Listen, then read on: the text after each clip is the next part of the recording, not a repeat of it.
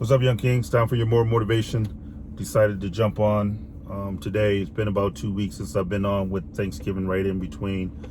So I figure I'll jump on and continue on this Trust the Process series. I'm not sure how long I'm going to continue on this Trust the Process series.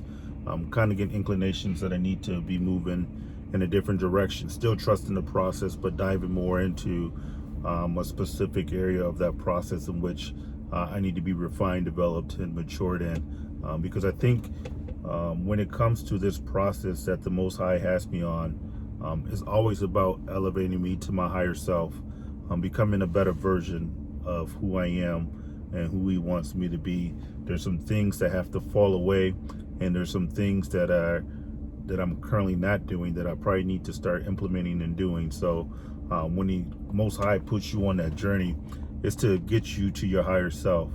It's to graduate you from where you've been to where you're going. And there's a transition in between that's going to be used to develop you. It's been quiet, to be honest. Like, obviously, my hips, so I can't get out and run. And then my wrist just finished up physical therapy. Got a little more movement in there. See, that's about, I can get it down to there. Compared to the other one, you can go all the way around like this. But this one is still, but this is further than it was before, and that's real tight up in there. But it's still, and it's going on 3 months since the surgery. I was talking to my physical therapist today, and she says your injury is a lot more severe than what she's accustomed to seeing. She was saying the ligament I tore in the scapula, and I'm probably pronouncing it wrong, is the one that's responsible for all the stability in the wrist and the hand.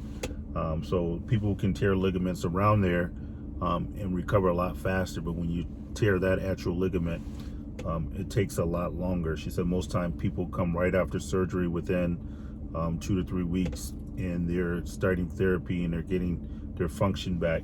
And here it is, I'm 3 months after surgery. Well, next week will be 3 months, and I'm still kind of experiencing some difficulty. So I'll continue to trust the process and continue to go.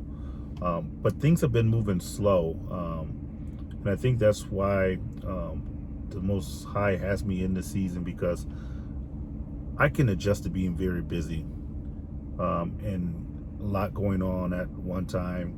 But when things start to slow down and starts to get quiet, and I won't say the Most High has been quiet in my life, but He's not as, maybe I just have to fine tune my ear to hear some of the whispers. And it's that being still. And it says, those that wait upon the Lord shall renew their strength. And I know we went over that last video. And I feel like my strength is being tested and being renewed in this waiting period. So what do you do while you're waiting? And because it feels like you're not making progress. And it can leave you in this sense of, all right, what do I do next? What do I need to do? And it's that being still. So I was looking up at what does it mean to be still? What is some actions that you should be taking? Like, look at me looking for actions to do while being still. But being still doesn't mean do nothing. It doesn't mean like, okay, become lazy. And I noticed like over the last week, my being still has translated into me being lazy. And I don't think that's the interpretation that the Lord wanted me to have. So the ideal of being still is to still your emotions, is to not be anxious for something. It's not to do, don't do anything, but it's like whatever you're doing, don't be anxious about the outcome or what it is, or be overly excited about something. Being still is more of a mental state. It's not an inactive state. And for me, I've taken it as an inactive state, and I have to catch myself because it's so easy to get distracted on this journey. It's so easy because you got a holiday in there, and you're figuring like, okay, it's a holiday, it's time to relax and do these things of that nature. But when it comes down to it, you don't want to delay your progress, because what you do in those still moments will determine if you're really prepared for what happens after that still moment. So this is a warning sign to me to become more active and not into a point where I'm trying to manipulate the outcome, but just to be emotionally neutral. You know, don't be overly excited about something, and don't be fearful about something not happening. Just kind of being emotionally neutral, and just allowing the Most High to do what the Most High is going to do, and be a recipient of it, and as a blessing, because I know as a result it's going to lead me to my higher self. So in order for me to get to my higher self, there's some things that I have to grow in, and that is being still without being still, if that makes sense. So as I was leading up to this video about winter's coming, there's certain things you got to do. Like in the summertime, everybody's excited. You know, there's picnics, everybody's out driving with the windows down, drop tops and stuff of that nature. People walking for strolls in the park and things of that nature. And it gives you that outdoors feeling of getting some fresh air and activities and stuff of that nature. However, when it comes to winter, there's some things that have to change. You're gonna have to dress your attire different, you know, get the hat on and things of that nature. And you're gonna move a little different. You can't move as fast, because those who try to run in the wintertime, you got to be careful, because especially up in the north, like in Michigan, when it gets below zero, that rain and that snow melt and it starts to freeze, you can slip and fall. So you got to walk a little carefully. Not saying you can't run, but you just got to be more mindful of the surface in which you're stepping on. And I think that's a parallel of what's happening in my life. There's some surfaces and things around me that I gotta be more mindful of, and how I maneuver. I'm going to start to pull back on some things too, on engaging with certain people. Everybody that says, you know, they're in your corner is not in your corner. You know, my mom used to have a saying back then. She used to say, everybody you call your friend ain't your friend. And it's important that you realize that you don't let duration or time, how long you've known someone, for that to be your deciding factor to figure out if they're a friend or not, because you'll find out the hard way that that's not the true definition of a friend. So their actions would indicate to you the level or the depth of their friendship. And you are responsible to govern your actions accordingly to what their actions are. Not to be emotionally manipulated, thinking everybody's going to treat you like the king you are. There are going to be difficulties in some relationships, but at some point in time, you got to do that assessment on who's allowed to have access to you. So as I contract, like in the wintertime, you know, you don't go outside as much. There's some people that do winter sports and things of that nature, but for the most part, people kind of stay in the house and kind of draw back into, you know, serenity. And I think that's what I'm going to start doing, is start pulling back and stop being the one that initiates a lot of the contact with individuals. That's how you can kind of figure out things too. If you're the one that initiating contact or always calling some people, then you realize when you stop calling, you don't get the calls as much. That's indication that it becomes one-sided. And there's nothing wrong with calling and checking on people. I mean, I advise that for those who are in the deep inner circle. But for the most part, just make sure you balance. So as things start to change, you got to change with it. You know, in this season of my life, it's kind of parallel. The season is changing. I got to start dressing for the battle that I'm about to face of transition and out of the military and getting into this second stage of my life, like coming out of the winter. And it's so deceptive, and there's gonna be like a jumbled train of thoughts in this video, and maybe you might not get nothing, or maybe you might get a lot from a lot of my rambling on. But how the seasons are so, it plays a mental trick on your mind. Like coming out of the winter, it could be like in the wintertime you get below 32 and you get 0 degrees. You might even get down to a -20 and -30. And that's extreme cold. And it will get to a -20 and -30 in Michigan. And it'd be freezing, especially when they call what they call a hawk and that wind is blowing. And I mean, as soon as you step out, it seems like it finds every opening and places like your ears and your hands and stuff. You can't be exposed to that too much, because then you'll get frostbite.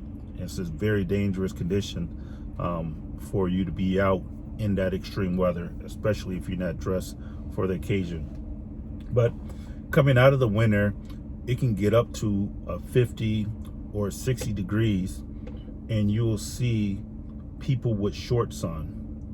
If it starts to get 40, 50, people coming out of the winter, they think, hey man, this is a great day. They'll start to have windows rolled down, and it'll be 50 or 60 degrees here. And you'll start seeing people would have tops down on the vehicle, because they've been conditioned through the winter to be in that -20, -30. So when you get that 80-degree change, and now it's a positive 50, it feels good. However, the same is true for the opposite. When you're coming out of the summer and you're accustomed to 90, 100-degree weather and stuff of that nature, when it drops down to that same 50, your body is telling you, man, it's extremely cold outside. And you're going to see people in coats and hats, windows up, and it's the same 50 degrees as though when you were coming out of the winter, but your action and your responses is different. So you got to recognize what season you are in, and it could still be a 50-degree weather day, but depending on the season you came out of, one day you might have shorts on and your windows down at a 50-degree because you're just coming out of a winter season. And then on another one, you're coming out of the summer. You might have a hat and a coat on because you're just coming out of summer, and that 50 degrees is cold to you. And this is just about interpreting and understanding each of your seasons, not only the one you're coming out of, but the one you're going into, and then making sure you govern your actions and your activities accordingly. Because if you don't, then you can find yourself not fully prepared and get caught off guard with what you're supposed to be getting from that season that you're about to embark upon. So we're actually going into winter, and yeah, it's a little cold outside, and because it's coming from the summer and into the fall. In the same season with my my job search, it didn't slow down drastically, and I realized that what is for me is for me. Like, it's not where I need to increase my activities and do things differently all the time, but it's to assess and understand, like, I am value added to a company, and not get so excited. There's a saying out there that goes like, if you want something bad, that's exactly how you'll get it bad. So never want something so bad that you're willing to bend or break a rule in order to get something to attain in your favor, because once you get it, you might not want it. And this was another saying out there says, be careful what you ask for, because you might actually get it. So start really assessing, what are you pursuing, what are you asking for, and are you ready and in a season where you can receive that? Today I was in the scripture, Psalms 18, and I like the Psalms because unlike the people that really preach the word, and this is no indictment on pastors and spiritual leaders of that, but unlike the people that actually preach the word, the people they're preaching about were imperfect, So the people who nowadays preach the word are a little more holy in their minds than the people they're preaching about, if that makes sense.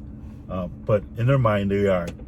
They elevate themselves to a point where they are like overseers, of everyone. And I'm not saying that God is not speaking to them,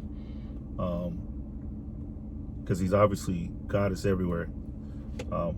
But what I'm saying, he's also speaking to the ordinary people, and the people they're preaching about are ordinary people. And that's why I like the Psalms and David, because he was a ordinary man doing extraordinary things. He made some drastic mistakes. He had some mountaintop performances with Goliath, and he had some valley things with Bathsheba and how he managed his family. But he was just a man, as they say, after God's own heart, even in the midst of all his mistakes. And that's more encouraging for me to know that than for me to hear about a pastor that's only going to preach about the things he got right and how to not fall astray. So in spite of me, God has been still blessing me. And in spite of you, God is still, if you're still able to hear and you're on this side of heaven, then that means God is still speaking to you and is giving you opportunity to get some things right.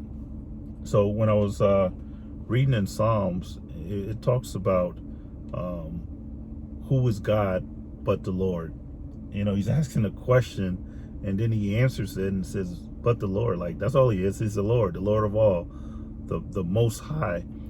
And he called him the Most High because there's no one higher. So who is God but the Lord? And he goes into, description of how God is for him, and he's able to overcome his enemy.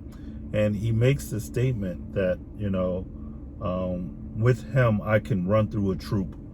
I can leap over a wall, and just gives all these things that with the strength of the Lord that he's able to do. So for those who are from a civilian perspective, a troop is not just one individual. A troop, me being infantry, we call it platoons, but in the cavalry, the scouts, they used to call it a troop. So a troop could be anywhere from 16 to about 50 plus soldiers. And this is just one individual. David says, with the Lord, I can run through all 50 of y'all. And I think that's important, because you're going to need some supernatural strength to deal with some of the natural enemies that come up against you, whether it be individuals in your family, whether it be fake friends, whether it be co-workers, employers, employees. Sometimes it takes a supernatural understanding of who God is, but the Lord, for you to really be able to deal with some of the things that come at you in this natural physical world. Because if you deal with everything from a natural perspective, then you're probably not operating, you're not operating at your higher self. Because your higher self understands that there's nothing that's happening by accident. Like, everything is in the spirit of intention when it comes to the Most High. He's the most efficient. Not only he's the Most High, he's the most efficient God. There's no wasted time. Like, okay, let me take a break. Let me let them go over, play with this hardship. Let me let them play with this adversity. Let me let them play over in this love. I'm not going to be in that. If you're operating just on a purely natural, understanding, you would think like it doesn't really make sense. But when you get to your higher self, you'll start to understand, like, all these puzzles are fitting together to make this picture.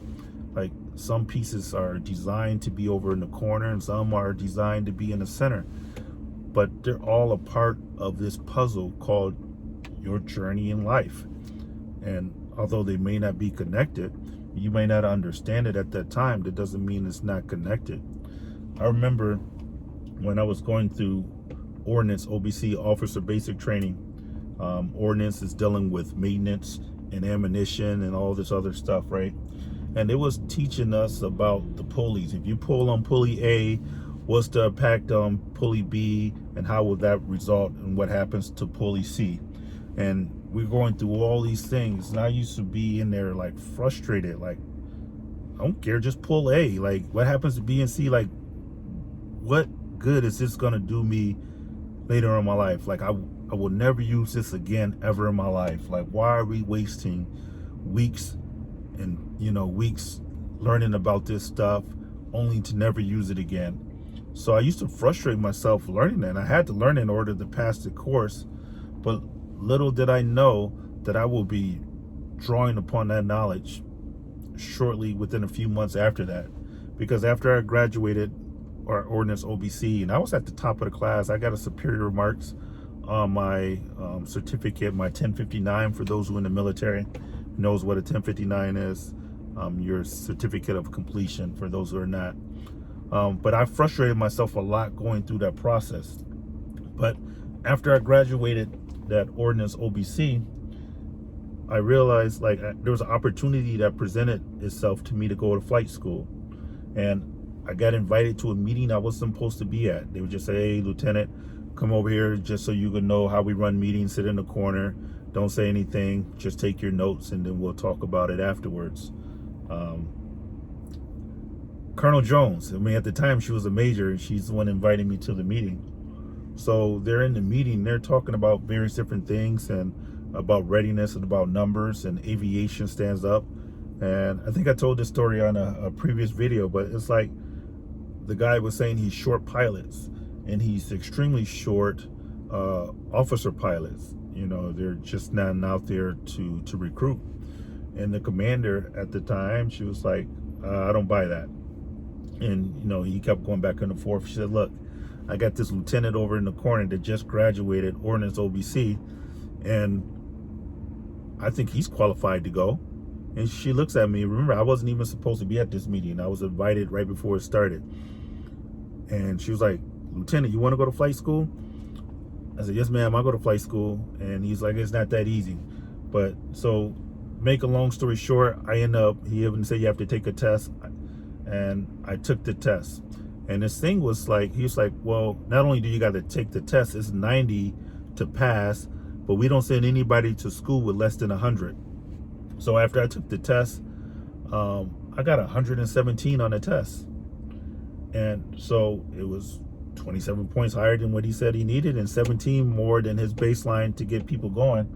So I ended up going to flight school a few months after I just got back from ordinance OBC. Now, how do I draw all that is connected? It's because on that test, the same thing that I had learned in ordinance OBC, they had on this test. If you pull pulley A, what happens to pulley B, and what's the impact on C? And although when I was learning, I was thinking I would never use it again, I end up using it again and being able to take advantage of a once-in-a-lifetime opportunity.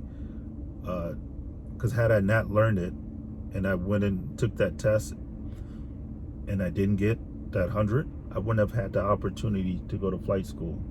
So sometimes there will be a season of you learning some things that you may not think you need to learn, that you may never use, that is going to be the same thing that ushers you into a blessing later. So for me, this season right now is learning how not to be so ambitious, so excited, so worrisome about what's going to happen next and how do I get to the next stage. I just know winter's coming, so I got to start dressing a little more appropriately and getting myself situated so I'm able to grasp what's happening and not questioning what God is trying to teach me during the season, but still just trying to learn it. Because sometimes when it gets quiet, as I mentioned before, you can get into your own head at times. You can start destructive patterns. You can start, being lazy. And there's so many other not less than productive things you will start doing just because you're not getting what you're accustomed to getting. It's kind of like a kid having a temper tantrum. Like when you're used to getting all your way all the time, and you're used to succeeding, then sometimes failure hits you harder. Like my favorite team, the Michigan Wolverines, just beat Ohio State last weekend. Great win, by the way. I'm gonna go watch the game again. And they haven't been able to beat Ohio State but once in the last 10 years. So Ohio State has been really dominating Michigan. And the thing about it is that Michigan has had to live through the adversity of overcoming defeat each year. And the coach from Ohio State, the new coach, I think this is his third year, he's distraught because he's used to winning all the time. And he was expected to win. So this loss, he's like, this hurts. This sucks. But the reality is, we all got to lose at something, and it sucks. So, the Michigan coach, he made a statement about the Ohio State coach. He's like, this guy had been born on third base, and trying to take credit for hitting a triple. For those who don't know the baseball analogy, go look it up. But when you didn't have to work, like the team this guy inherited was already rolling smooth, and they were a championship caliber team already. So he came in at the championship level. He didn't have to build it from scratch. So he wasn't accustomed to adversity. And I think that's one of the things that I have to learn the hard way about my kids too, because as a parent, I used to pride myself in trying to make sure my kids had a better life than what I had. I didn't want them to struggle like the things I struggle with. But I think that same desire kind of backfired on me, because those adversity helped build me to who I am today. So if you're going through an easy life, then you won't really be able to deal with the hard life. That's why there's a saying out there that says, don't ask God to remove your obstacle, remove your problem. Ask God for strength to endure it. Because if God removes it, then you still remain in a weakened state. But if he gives you strength, not only are you able to endure that problem, but now you're mature enough and you're strong enough to handle problems that's of similar nature down the line. So now you graduated from entry level to a higher version of yourself that's able to critically think through things and apply lessons that you learned from previous mistakes. So don't let anybody hold your mistake against you. Winter is coming. It's time to change up. If you find yourself trying to operate in this season the same way you did in the last season, I'm telling you, you're going to get less than desirable result, and you're going to learn how to deal with failure, because you will fail trying to usher in last season into this season. It's time for us to move a little differently, change, and to evolve into our higher self. Not saying we can't come back next summer and wear shorts and have a great time and picnics, but right now it's not the time for picnics. Be well, young kings.